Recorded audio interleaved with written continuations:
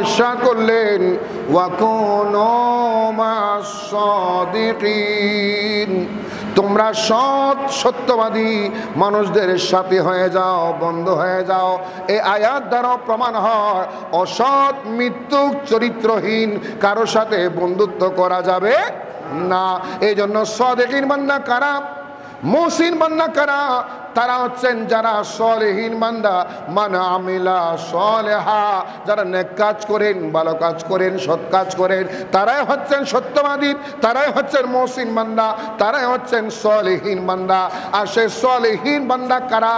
যারা ইবাদতের মাধ্যমে, তাকওয়ার মাধ্যমে, পরহেজগারির মাধ্যমে আল্লাহর বন্ধুত্ব অর্জন করতে সফল হয়েছেন, যাদেরকে আমরা আল্লাহর ওলি বলি। জোরে বলুন সুবহান। আমরা তাদেরকে আল্লাহর ওলি হিসেবে চিনি। এই জায়গায় একটা জিনিস আমাদের বলতে হয়, আল্লাহর ওলি বলতে যারা সত্যিকার আল্লাহর ওলি, কোরআন সুন্নাহ ইজমা কিয়াস দ্বারা প্রমাণ, আল্লাহর ওলিদের অস্তিত্ব প্রমাণিত, আল্লাহর ওলিদের অস্তিত্ব প্রমাণিত সত্য, মিথ্যাচার করা যাবে।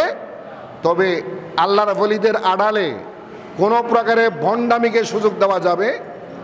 বলে কোনো প্রকারে ভণ্ডামিকে সমর্থন করা যাবে? ভণ্ডামির নাই ওলি নয়। বন্ড কখনো অলি হতে পারে না, বন্ড কোনোদিন অলি হয় না, বন্ডের ভক্ত কোনোদিন অলি ভক্ত হয় না, জুতাসুর কোনোদিন মুসল্লি হয় না, মুসল্লি কোনোদিন জুতাসুর হয় না, মুসল্লি জুতাসুরি করে না, জুতাসুর মুসল্লি বেশে এসে জুতাসুরি করে, ঠিক কি না? মুসল্লি কোনোদিন জুতাসুর হয় না, জুতাসুর সে জুতাসুরি করতে এসে মুসল্লির কি নেই, বেশ নেই, মুসল্লির লেবাস নেই, এই জুতাচুরি করে। এই জন্য যারা ভণ্ড এরা এই আয়াতের ফজিলতের অন্তর্ভুক্ত হবে। যারা ভণ্ডের অনুসারী এরাও এই কোরআন এবং হাদিসের আয়াতের আমরা যে অলির কথা বলি ওই অলিদের ফজিলতের অন্তর্ভুক্ত হবে না। জুড়ে বলুন সুবহান। আল্লামা রুমি রহমতুল্লাহ আলাইহির নাম শুনেছেন, জগৎ বিখ্যাত দার্শনিক, জগৎ বিখ্যাত ওলি, জগৎ বিখ্যাত কাজী, বড় মুফতি, যুগশ্রেষ্ঠ মুহাদ্দিস, যিনি সরকারি কাজী ছিলেন, সরকারি কাজী ছিলেন, রাষ্ট্রীয় দায়িত্বে ছিলেন। আর তিনি বলতেছেন, হে রুমি, নিজেকে উদ্দেশ্য করে বলতেছেন, তুমি নিজেকে ততদিন পর্যন্ত তুমি মৌলভী, ততদিন তুমি কামিয়াব হতে না। তা গোলামে শামসুত্তিবিরি জিনাশো, বলুন সুবহান। মৌলভী হারগিজ নাবাসত মৌলায়ে রুম, তিনি বলতেছেন ফার্সি ভাষায়, মৌলভী হারগিজ নাবাসত মৌলায়ে রুম, তা নাবাসত শামসুত্তিবিরি, তা গোলামে শামসুত্তিবিরি জিনাশো।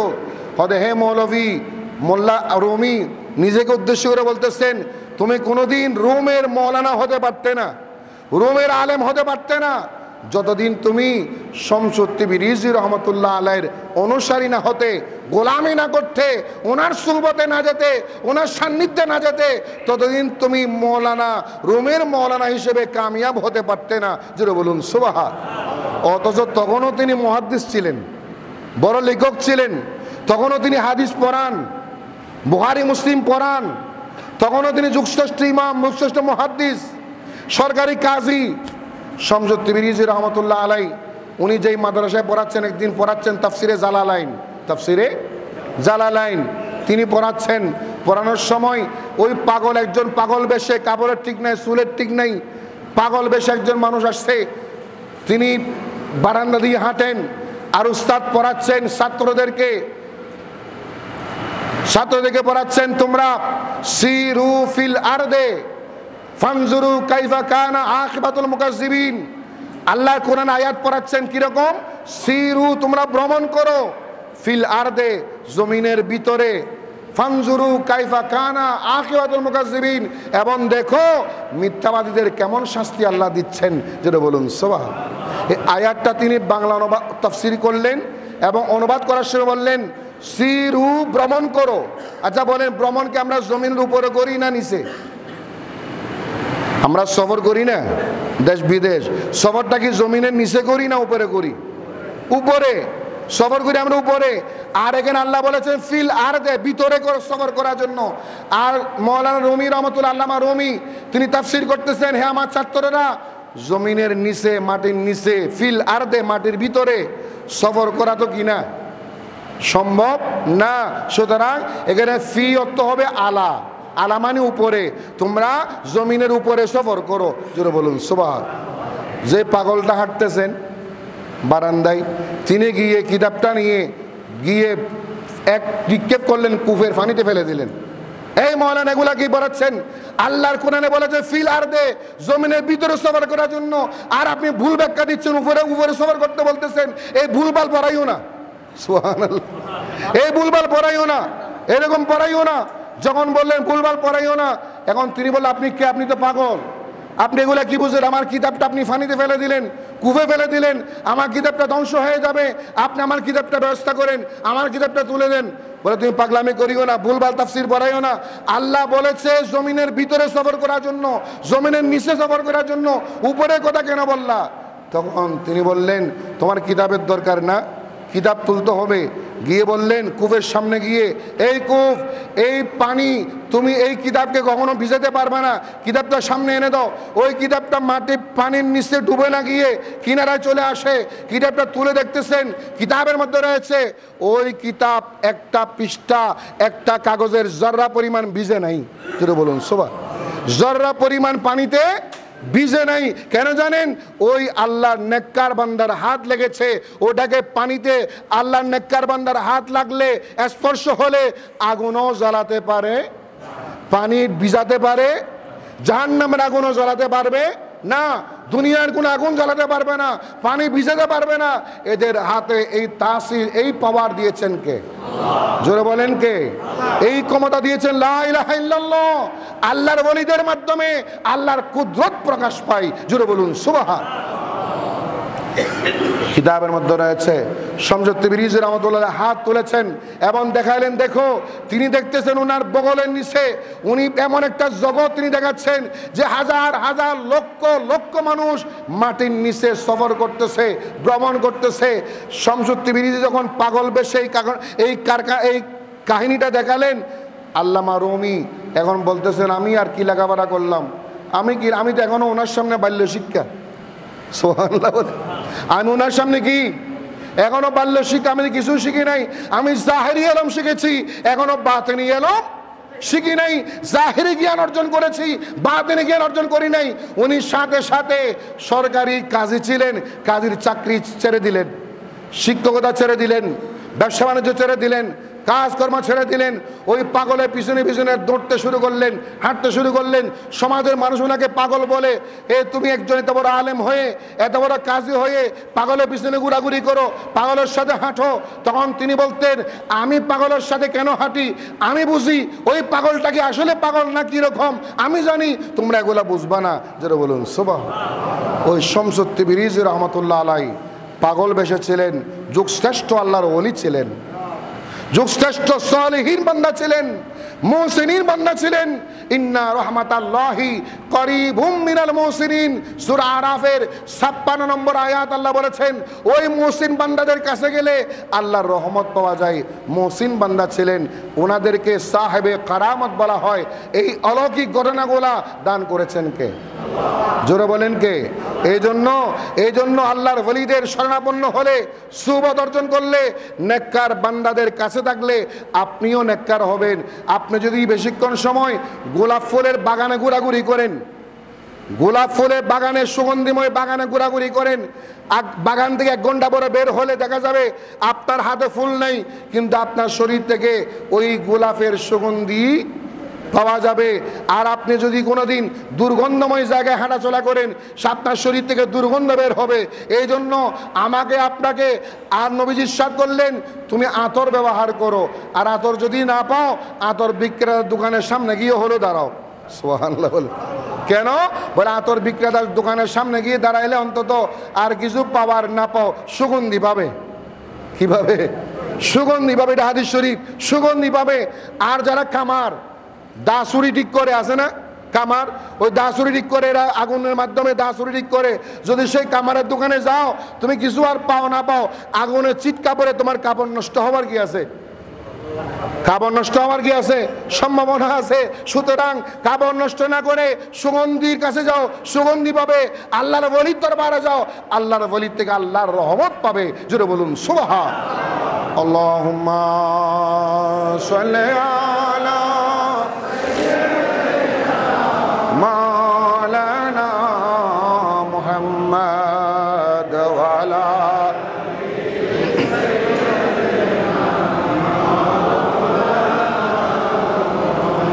তাহলে মানুষ কোনোদিন আল্লাহর রহমত থেকে নৈরাশ হতে পারে? সূরা জুমর 53 নম্বর আয়াত আল্লাহ পাক স্পষ্ট করে বলে দিন, ইয়া রাসূলুল্লাহ আপনি বলে দিন, কুল ইয়া ইবাদিয়াল্লাযীনা আসরাফু আলা আনফুসিহিম, হে আমার বান্দারা তোমরা যারা নিজের নফসের উপর জুলুম করেছো, অত্যাচার করেছো, কবিরা গুনাহ করতে করতে নিজেকে নষ্ট করে ফেলেছো, তোমরা ভয় পাইও না, টেনশন করিও না, পেরেশান হইও না, লা তাকনাতু মির রাহমাতিল্লাহ, আল্লাহর রহমত থেকে নৈরাশ হইও না, আল্লাহর রহমত থেকে নৈরাশ হইও না। আল্লাহ রাব্বুল আলামিন ইরশাদ করলেন, তুমি যত বড় গুনাহগার হও না কেন, যত বড় পাপী হও না কেন, যত পাপ করেছো, যত গুনাহ করেছো, গোটা দুনিয়ার মানুষের গুনাহ এক পাল্লায় দিলে আল্লাহর রহমতের বিন্দু পরিমাণ আল্লাহর রহমতের সমান হবে না। রব্বুল আলামিন ইরশাদ করলেন, আল্লাযীনা আসরাফু আলা আনফুসিহিম, বান্দা তুমি নিজের নফসের উপর জুলুম করতে করতে তুমি অত্যাচারে হয়ে গেলা, এখন তুমি চিন্তা করো আমি এত বড় পাপী, এত বড় গুনাহগার বান্দা, আল্লাহ বলছেন আমার রহমত থেকে নৈরাশ হইও না, ইন্নাল্লাহা ইয়াগফিরুয যুনুবা জামিআ, আল্লাহ তোমার সকল গুনাহ মাফ করে দিবেন, ইন্নাহু হুয়াল গফুরুর রহিম, তিনি ক্ষমাশীল দয়াবান। জোরে বলুন সুবহান, আর জোরে বলেন সুবহানাল্লাহ। আল্লাহ কেমন দয়াবান জানেন? নবীর চাচা হযরত আমির হামজা রাদিয়াল্লাহু তাআলা আনহুকে উহুদের যুদ্ধে যিনি শহীদ করেছিলেন, হিন্দার কোথায়, আবু সুফিয়ানের স্ত্রী হিন্দার কোথায়, যার নাম ছিল ওয়াসি, যার নাম কি ওয়াসি, ওয়াসির নিকট নবীজি একদিন প্রস্তাব পাঠালেন, ওয়াসি তুমি কলমা পড়ে মুসলমান হয়ে যাও, আল্লাহ তোমাকে মাফ করে দিবেন। সুবহানাল্লাহ বল। ওয়াসি এখন বললো, ওয়াসি প্রস্তাব পাঠালো, আমি তো এত বড় গুনাহগার, আমি তো জানি যারা হত্যাকারী, যারা জেনাখুর, যারা জেনাকারী, যারা নেশাকারী, যারা হত্যাকারী, যারা পাপী, এরা তো আল্লাহর রহমত পায় না, আল্লাহর রহমত পাই না। আপনি মুহাম্মদ সাল্লাল্লাহু আলাইহি ওয়াসাল্লাম কি আমার জিম্মাদার নিতে পারবেন, আল্লাহর রহমতের জিম্মাদার নিতে পারবেন? সুবহানাল্লাহ বলে। অর্থাৎ তিনি মনে মনে ভাবতেছিলেন, আমি তো নবীর চাচা আমির হামজাকে হত্যা করেছিলাম উহুদের যুদ্ধে, আমির হামজাকে শুধু হত্যা করেছেন তা নয়, তিনি তার মুনিবের কথা তিনি দাস ছিলেন, তোমাকে বলা হলো তুমি যদি নবীর চাচাকে হত্যা করতে পারো তোমাকে মুক্তি দেওয়া হবে, তুমি স্বাধীন হয়ে যাবে, দাস থাকবে না। সেই ওয়াসি স্বাধীন হওয়ার জন্য উহুদের যুদ্ধে নবীর চাচা আমির হামজাকে এমনভাবে হত্যা করেছে, শরীরকে হিন্দার কোথায় টুকরা টুকরা পর্যন্ত করেছে, হাড় মাংসগুলা বের করেছে, হাড্ডিগুলা বের করে কানের দুলের মতো লাগিয়েছে, ভিতরের অংশ চিরে বেটে কলিজা পর্যন্ত চিবাই রেখেছে। ওই হিন্দা, সেই হিন্দা প্রতিশোধ নিয়েছিল যে আমির হামজা বদরের যুদ্ধে তার চাচাকে হত্যা করেছিল, এই চাচা হত্যার প্রতিশোধ নিচ্ছেন নবীর চাচাকে হত্যা করে। জোরে বলুন নাউযুবিল্লাহ। সেই ওয়াসি বলতেছেন, হে রাসূল আমি তো বড় পাপী, আমাকে আল্লাহ কি মাফ করবে? তখন তিনি যখন নৈরাশ হয়ে গেলেন, আল্লাহ পাক কোরআনের আয়াত নাজিল করলেন, সূরা ফুরকানের 70 নম্বর আয়াত। কত নম্বর আয়াত? 70 নম্বর আয়াত। কিরকম? ইল্লা মান তাবা ওয়া আমানা ওয়া আমিলা সালিহা ফাউলাইকা ইউবাদদিলুল্লাহু সাইয়্যাতিহিম হাসানাত। সুবহানাল্লাহ। এই আয়াত নাজিল করলেন, আল্লাহ বলছেন যত বড় পাপী হও না কেন, ইল্লা মান তাবা, যে তওবা করে, কি করে? তওবা করে, ও আমানা, ঈমান আনে, ঈমানের উপর অটল থাকে, ও আমিলা সালেহা, নেক আমল করে, তখন কি হয়? আল্লাহ তখন তার যত বদ আমল ছিল, গুনাহ ছিল, খারাপ আমল ছিল, গুনাহ ছিল, ওই বদ আমলগুলাকে নেক আমলে পরিবর্তন করে দেন। ইউবাদদিলুল্লাহু সাইয়্যাতিহিম হাসানাত। আপনি অল্প ভালো কাজ করেছেন, ওই অল্প ভালো কাজের মাধ্যমে যত পাপ কাজ করেছেন সব পাপ কাজকে আল্লাহ সৎ কাজে রূপান্তর করে দেন, অর্থাৎ আল্লাহ আপনাকে মাফ করে দেন। যেটা বলুন সুবহান। এই আয়াত শোনার পরে তখন ওয়াসি বলল, আমি যে তওবা করব ঠিক আছে, ঈমান আনবো ঠিক আছে, এরপর আমি যে পাপ করেছিলাম, শিরিক করেছিলাম, আল্লাহ এরপর আমার মতো মানুষকে মাফ করবে। আবার আয়াত নাজিল হলো সূরা নিসা 48 নম্বর আয়াত। সূরা নিসা 48 নম্বর আয়াত নাজিল হলো, ইন্নাল্লাহা লা ইয়াগফিরু, আল্লাহ ক্ষমা করে না যে আল্লাহর সাথে শিরিক করে, আর শিরিক ছাড়া যত গুনাহ করুক আল্লাহ সকল গুনাহ মাফ করে দেন। সুবহানাল্লাহ বলেন। ওয়া ইয়াগফিরু মা দুনা যালিক, সকল গুনাহ মাফ করে দেন। এই কথা শুনে ওয়াহাশী নবীর দরবারে গিয়ে কলমা পড়ে মুসলমান হয়ে গেলেন। সুবহানাল্লাহ বলেন। এখন নবীজি বলেন, ওয়াহাশী তুমি আমার চাচাকে হত্যা করেছিলা, আমার চাচাকে হত্যা করেছিলা, অনেক বড় পাপ করেছো। আজকের এই কালেমা লা ইলাহা ইল্লাল্লাহ মুহাম্মাদুর রাসূলুল্লাহ সাল্লাল্লাহু আলাইহি ওয়াসাল্লাম, এই কালেমার উসিলায় আল্লাহ তোমার অতীতের সকল গুনাহ মাফ করে দিলেন, সকল গুনাহ মাফ করে দিলেন। এরপর নবীজি বলেন, ওয়াহাশী তোমার কাছে আমার একটা অনুরোধ, তুমি কখনো আমার চোখের সামনে আসবে না, আমার সরাসরি ফেস টু ফেস আমার সামনে আসবে না, কারণ তোমাকে দেখলে আমার চাচার কথা মনে হয়, আমার চাচার কথা মনে পড়ে, আমার চাচাকে যেভাবে তোমরা হত্যা করেছিলা ওই কথাগুলো মনে পড়লে তোমার প্রতি আমার রাগ আসতে পারে, তোমার প্রতি রাগ আসতে পারে, এই জন্য তুমি আমার সামনে আসবে না, দূরে থাকবে, সামনাসামনি আমার হবে না। জোরে বলুন সুবহান। চিন্তা করেন, এরপরও আল্লাহ এত বড় পাপী হলো, কালেমার উসিলায় কি করে দিয়েছেন, কালেমার উসিলায় মাফ করে দিয়েছেন। এটা হচ্ছে আল্লাহর রহমত। বলেন কার রহমত? আল্লাহর রহমত। আমরাও কত গুনাহ করি, কত পাপ করি, কত পাপের চিন্তা করি, কত গোপনে উপনে প্রকাশ্যে অপ্রকাশ্যে কত গুনাহ করি। মাফ করতে পারে কে? মাফ করতে পারে কে? তওবা করব আমরা কার কাছে? বলেন কার কাছে? আমরা আজকের জুমায় তওবা করি আল্লাহর দরবার, আল্লাহ আমাদের গুনাহগুলো মাফ করে দেন, আল্লাহ আমাদের তওবা কবুল করে নিন, আমাদের সকল পাপ মোচন করে দিন।